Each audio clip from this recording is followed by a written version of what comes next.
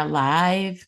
Good morning, everyone. Happy Friday, and welcome to the Rebel Roundtable, where I get to have fun with fun guests who know their stuff and get to tell me all the things that lawyers are doing inefficiently, incorrectly, and just plain wrong. So, with that being said, I have Danny Ozment here today. He's a founder of Emerald City Productions, which is a marketing agency, digital marketing agency. And I love what he does because he uses podcasting, which, in case you couldn't tell, is one of my favorite things to do. So, Danny, welcome to the Rebel Roundtable. Thanks for having me, Jen. Yeah. So let's just jump right in. Tell us about Emerald City Productions. Tell us a little bit about what you do and how you use your marketing agency with podcasting. Oh, sure. Well, I'll try not to keep it too long, Yeah. but I Emerald City Productions is a digital marketing agency that we mainly work with professional services providers, and I could give you the long-winded, like our provisor's introduction that we do occasionally. But no, That's it okay. basically the idea is that I meet a lot of people who, when I ask them if they've done any marketing recently or what the last time was, they say like, "Oh, 6 months ago I posted a blog," or something like that. And we try to fix that for a lot of our clients. Marketing does not work if it's not consistent. Mhm. It doesn't, it doesn't work if it's not authentic, things like that. Yep. I had a music background, so I'm very much a learned about marketing and how to do it on the fly by like actually trying things, throwing things against the wall. Um, so my music background turned into a recording studio, Mhm. and the long story short is that musicians are pretty frustrating business owners to work with in a way. They really don't think like business owners. They So don't are lawyers, budget. by the way. Yeah, it's I've Yes, they don't honestly budget. it's been better than musicians. They don't budget. Yeah. They don't think about, oh, there's a goal for this project, there's an end to it.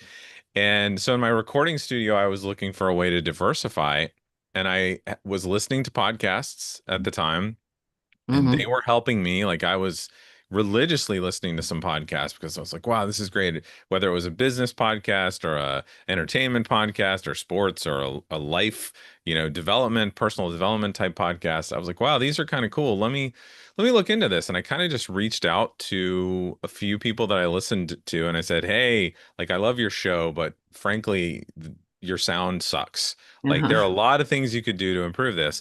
And I got a lot of, wow, wait, could you help me?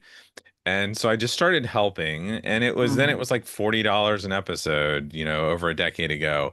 And then people would say, "Well, hey, can you help me with this? You seem to know a lot about this, making this sound good and communicating this." And I was like, "Yeah, sure, I can figure out how to create a website, and I can figure out how to write show notes and copy and sales pages, and I can sales funnel, sure, I can figure that out." And I just kept saying yes and Yeah. then learning it. Yeah. And then getting into groups of people that knew more about it than I did, and partnering with people that knew more about it than I did. And so now it has evolved into a digital marketing agency where podcasts are I call them like our content engine, or it's podcast driven marketing. Yep. Because now what we do is, when you have a podcast, whether it's comes out every week, whether it comes out every other week, I don't recommend once a month, but even if it comes out once a month, you've got 20 or 30, 40, 45 minutes, sometimes even longer, of information that you're Hmm. sharing. Hmm. And that 45 minutes is also a really long video recording, a really long audio recording, a really long transcript of your expertise and the knowledge that you communicate to people. And for a marketing agency, even before AI, that's pretty easy to take that and turn it into articles and social media posts and Yep. short videos and clipping things up. And so even over the last 5 or 6 years, we've evolved with the times as, YouTube Shorts and TikTok and Meta Reels Reels have and all the things. become Yeah. bigger. How Yeah. we could use the existing content. Um, so now we essentially have a system for our clients where all they have to do is record that one thing a month, or spend an hour with me being interviewed a month. And that becomes marketing that goes on all platforms across all channels and reaches all of the digital marketing audiences that are out there, They want to whether reach. they want to listen to a podcast on their commute or whether they want to go on a YouTube rabbit hole and start watching a few videos on a playlist, Three or hours they're later.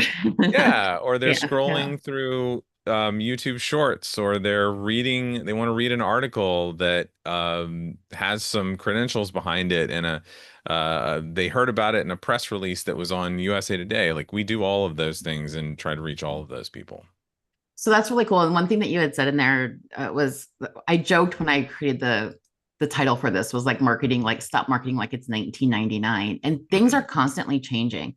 And I Yeah. find a lot of agencies are stuck back in the olden days of pop-up ad, like really dating Oh yeah. myself, but that kind of Mhm. thing. And what you're doing is more like as things update, as shorts become a thing, you're adding all those technologies into your platform, which makes sense and is very helpful.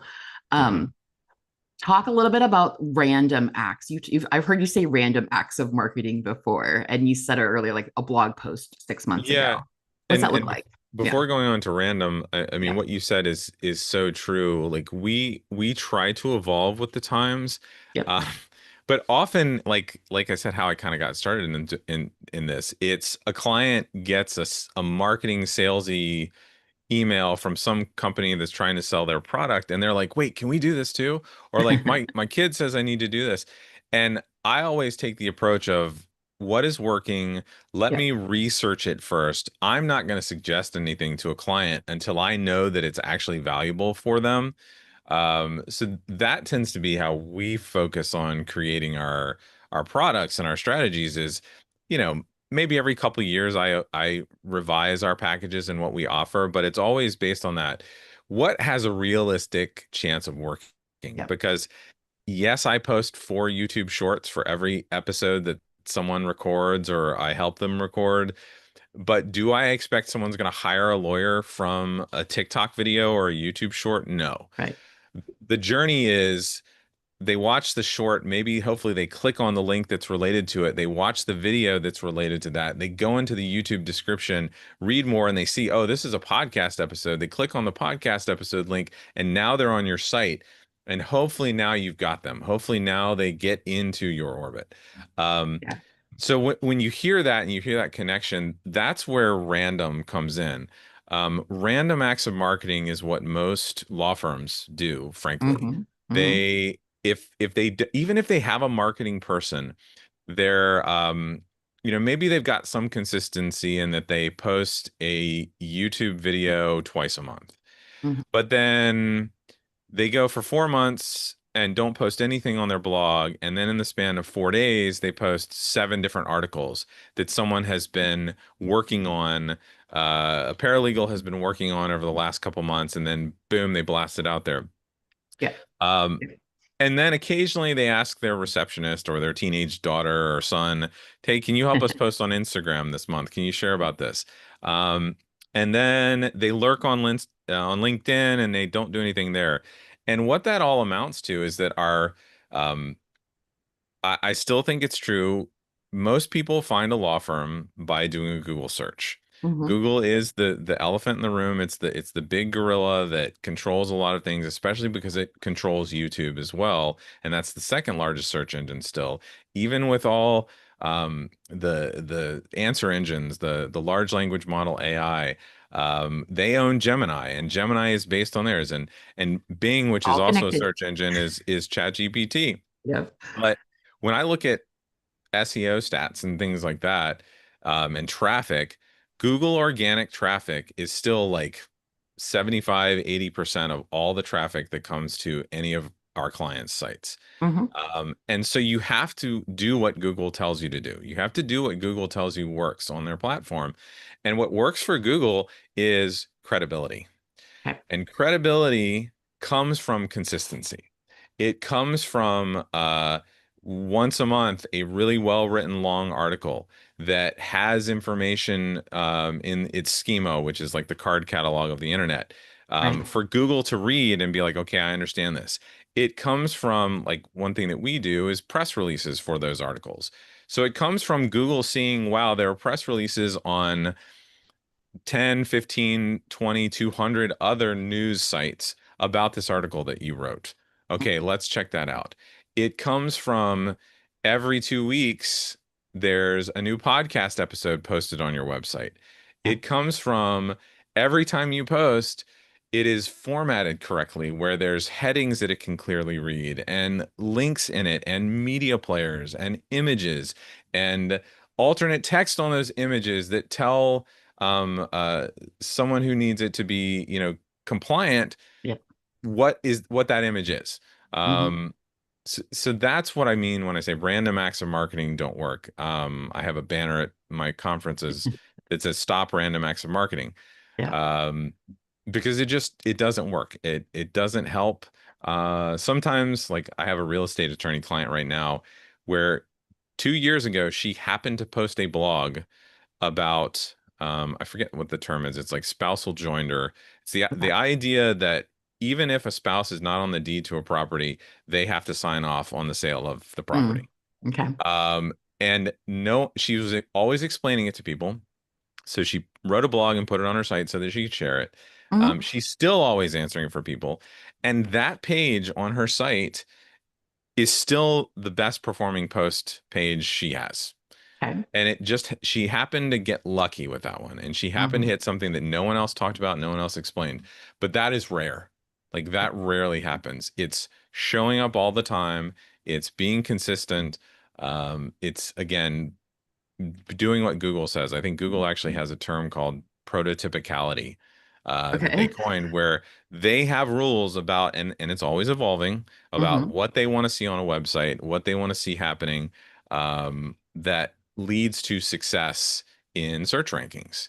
Okay. And so it's not just SEO stuff; it's other things. It's consistency like that. It's having credentials that they can read and they can verify. It's having using for Google, honestly, it's using their products.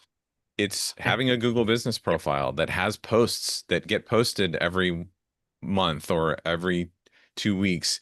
It's using their map tools and embedding their maps on your site so that they see, oh, you're showing people how to get to your office using our product. We're going to help you. Like, we want to see all that stuff. And unfortunately, for most law firm owners, they don't have the time Great. to have a list of all those things. Hmm. And even if they So, go into, Claude or Chat GPT and they say, help me with this, like, tell me what I need to do, they get that stuff, they download it, they give it to a paralegal, and then everyone else gets busy. right. And 2 months later, they're like, oh yeah, we meant to do that. We meant to And do it that. just Yeah. never happens. So one of the other things you talk about, I've heard you talk about because I've seen you speak a couple times too, I think at groups, is organizing digital content. There's a lot of stuff that's Hmm. floating around out there. And so how do you work with firms to organize like the digital content that they have so that it works for them? It's consistent. Sure. Well, and I could answer that two ways. I have a checklist where we kind of make sure our clients have control over their digital marketing assets. Hmm. But in terms of organizing content, like I said, for most of our clients, um, it is a monthly call with me, Okay. where an hour call, that's all the lawyer, that's the even if there's a marketing coordinator, they're not spending much time anyway. That hour-long call is an interview. It is based on a topic that we have conversations about at the beginning, when onboarding our clients. What is your business? What do you like about it? Who are your best clients? What practice areas do you really enjoy? What Hmm. practice areas, like, say you're an estate planning attorney and you've got 11 different sort of practice areas or matters that you handle, and then you're also elder law and you've got three more there, but out of those 15 things, you only like two or three. Hmm. Um, and you have all these extra paralegals, and I'm not bashing on paralegals, but, like, you've got all these people to specialize in a certain area to handle those matters that come in occasionally because you get referrals, Right. but you don't really like doing them. And then we also ask the question, okay, of these practice areas, which really move the needle? Which are Hmm. generating the most revenue? Which are the easiest to rinse and repeat? Like, I think, real estate attorney that I was mentioning, she was telling me the other day, quit claim deeds. Hmm. Um, she gets requests for those all the time. It's simply filling out a form, checking it, making it sounds like that. I don't know You're right. You're exactly what it is, simplifying it, but but it's yes. like boom, it's like we can do this. Yeah. It's $1,000 a piece or something like that, Yeah. and they come in all day. Like it's great because it takes, an hour or two of a paralegal's time, and I review it, and that's it. Yeah. And I'm like, oh, that sounds like a pretty good revenue thing that you could just set up and maybe automate in ways, or you've already got automated a little bit.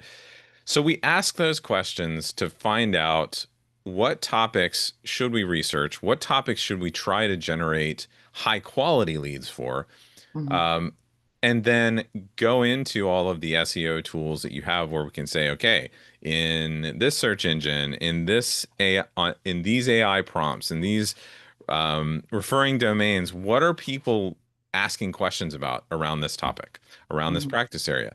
And then we generate, a lot of people think, oh, keywords, whatever. We will often think in question-based topics. What are people asking? What do they want answers to? Um, but then we take it a step further and we say, okay, who are your competitors? What are Mhm. they doing? What are they talking about? What content do they already have? Do they have a YouTube channel? Do they have a podcast? Do they have a blog? Are there gaps? Are Yeah. there opportunities where they are not talking about quit claim deeds or spousal joinder, and you could flood that market and get all of that business because you're the expert, and it Mhm. grows and it simplifies your firm, and basically it comes down to what would you like to say yes to more, and what would you rather say no to in Yeah. your firm, making Yeah. your life a little better. We take those topics, and then it's very easy for me to create 15 to 20 interview questions where I can Mhm. go through in that hour, get a 45-minute recording, record like 3 or 4 scripts for a YouTube short that is a contrarian claim or a specific number or um, a really emotional type of 45-second clip that Mhm. gets people's attention so we can do that. And then from there, they're done. Like And you we are go to work taking, with all the yeah, content. Yeah. we take all of that and create all those things. So for a lot of our clients, a podcast episode comes out every couple of weeks. YouTube highlight video where we turn the podcast episode into like a 7-minute video Mhm. with Mhm. with really key clips that people are going to pay attention to. Comes out every couple of weeks. During those 2 weeks, 4 short vertical video posts come out.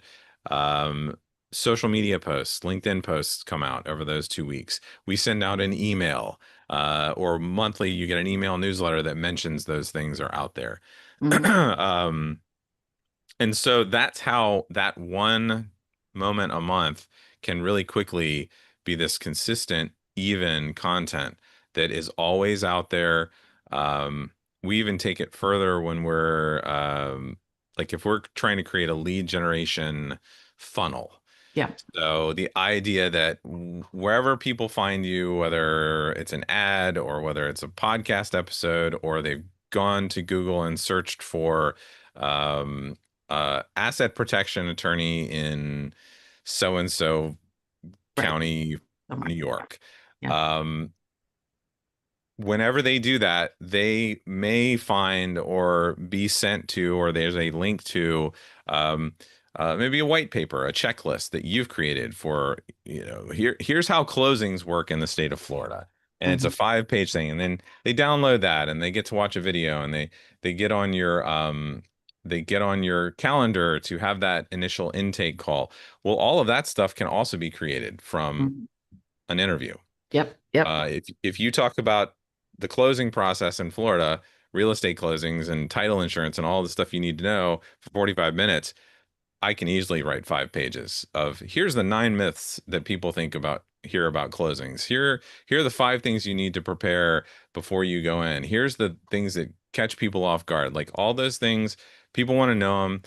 Realtors are downloading it, real estate investors are downloading it, all that sort of stuff, still created by the same thing. And so you've Yep. got Yep. this really organized strategy over everything. I think people probably misunderstand sometimes. I've done this with, I've Hmm. had people interview me like this and then create content similar to what you do. And it's really valuable. because when you see the production of it, you're like, oh, I'm just having a conversation. I'm Right. just talking through things I already know. It's not Mhm. scripted. And then you have an expert creating all these assets with it. It is so easy to do that. And I think Mhm. people underestimate the Yeah. hour, the value Yeah. of that hour just to have all that content created And the because, beauty of a podcast too is that it can be edited. It's not yeah, live like this. I yeah. could make a mistake right now and we can't edit it. It's out there. It's out I there. mean, it could be if you post it as a podcast, you could edit Right. it. Yeah. But that idea, and I've had some clients where like I send them those first 20 questions for that first episode in advance. Hmm. And the ones who are very detailed and the over preparers, they over prepare and they write down all this stuff. And I can tell they're reading. And so generally about 5 minutes into that interview, I say, okay, let's stop. I'm like, you know the answers to these things. I Hmm. want you to just tell me. Like, Right. just answer it as if I was a client sitting across the table from you. And then when they do that, that's when their personality comes out. That's when the connection is developed. That's when the trust, the relationship, the authority. The reason that people hire this attorney over another attorney down the street is because they like them, or they know them, they like them, or they trust them. Yeah. And so if you can build that, that's where the magic comes in. And that's where it's different from, I won't name names, but there are a lot of marketing agencies out there that will try to get business from law firms and they Hmm. specialize in law firms, but all they do is generate the same information for every single law firm. They Yep. may rewrite the article, but it's the same article. They may change the name of the cities and the states, but it's the same article. It's Hmm. not how this estate planning attorney, I'm in Central Florida, so this estate planning attorney in Winter Garden answers it versus this one who's in Ocoee, this one who's in downtown Orlando, who handles things differently, maybe specializes in probate versus specializing in young families, Hmm. and someone who has a little bit more of the special needs planning might answer things differently or have different strategies. And when you can share that, that's really powerful. That's also really powerful when you're looking at things like SEO and Google is like, oh, this attorney is answering this question more specifically than Right. these 50 who had the same damn thing on their site. Yep. Yep. Google can That's tell. and Like, that's so 1999. yeah, Those systems and those like formal marketing. I hate systems in general mhm, when it's like the cookie cutter thing. yeah, And that's really old school marketing. And that's what gets sold to lawyers a lot. They think that's yeah. professional and that's how it's supposed to be done. Especially personal injury attorneys right Is now. that Like, they are getting the called ones that have been abused for a decade or more um, with the stuff because they have to compete even more so than a lot of other firms because they're dealing with not only a lot of people in their area, but they're also dealing with behemoths, Hmm. like Hmm. national firms that people see on TV all the time, which are like great firms. Like John Morgan is a great person and a great business owner. But like they're having to compete against that, so you know, they get abused a lot. Yeah. Okay. So I'll try to wrap this up because I feel like we Okay. could talk all day and I could listen to you So, talk all day about marketing because I like to.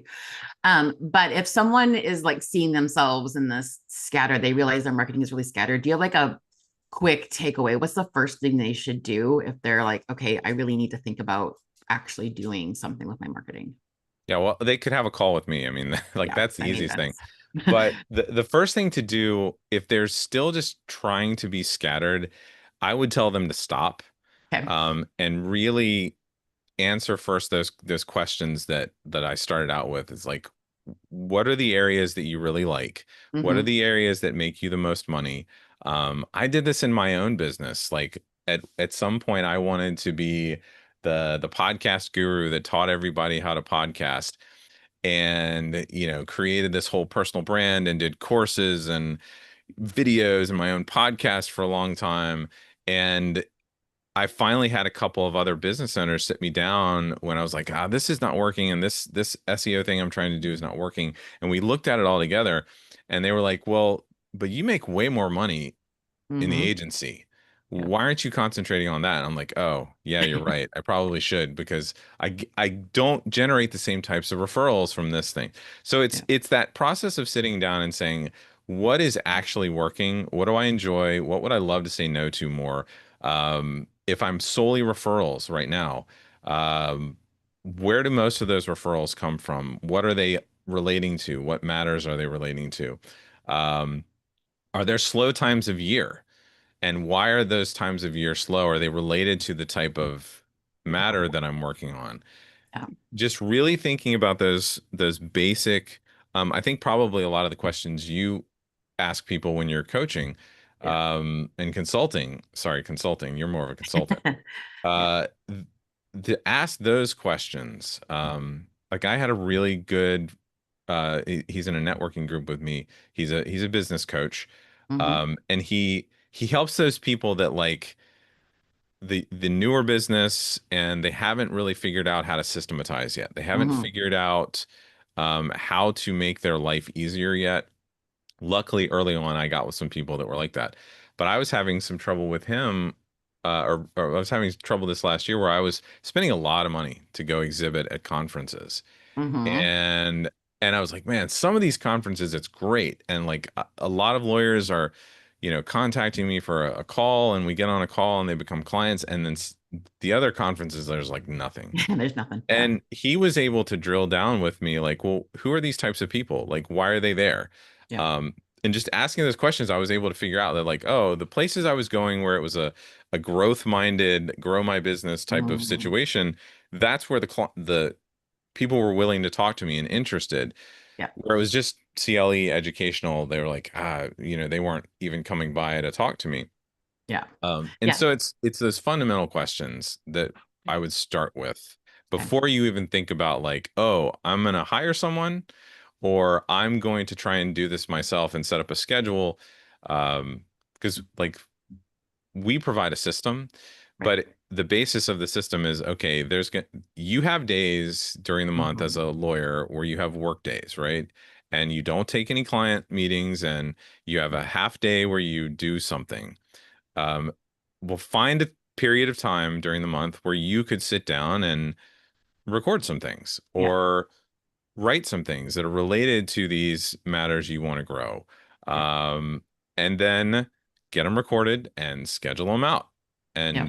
and, get ahead, batch record, like try and do a month and a half worth of things in that one day. And so the next month, when you do another month and a half, you're now 3 months out and now Gotta you're get it. four Yeah. months out and you keep scheduling. And then you have the flexibility that like if some law changes or the big beautiful Mm-hmm. bill gets passed and it changes this, that, and the other thing, you can then jump in and right away You you've got contact your me. Yeah. system Yeah. set up and you're like, okay, I can release this and let people know, or I can go live on YouTube or Facebook or whatever and LinkedIn and I can tell people about this. Very good. So, Danny, where do we find you at? I'll put it in the show notes. Sure. The easiest place is emeraldcitypro.com. Okay. Um, Go there, emeraldcitypro.com. If you do emeraldcitypro.com/DC, that's the easiest way to book a call with me. Okay. Um, yeah, Very that's cool. the place to go. And one last thing we have on the Rebel Roundtable is we do have a Spotify playlist with Rebel anthems that our guests have put on there. What's your favorite Rebel song to jam out to when you need to rebel? Well, it's probably too on the nose. I think I put it, you ask for it in the form Yeah, yeah, when I you did. schedule. Yeah. It's got to be Bowie, Rebel Rebel. Yep, that was the first song on the list, but I always Yeah. will add it again because that's my muse. That's the Yeah. spirit of everything I do. So, well, thank you so much for your time. I really appreciate it Yeah. today. And I love to nerd out on marketing all day, every day. So, thank you. Absolutely. Thank you. We'll have to do it again sometime. Hmm.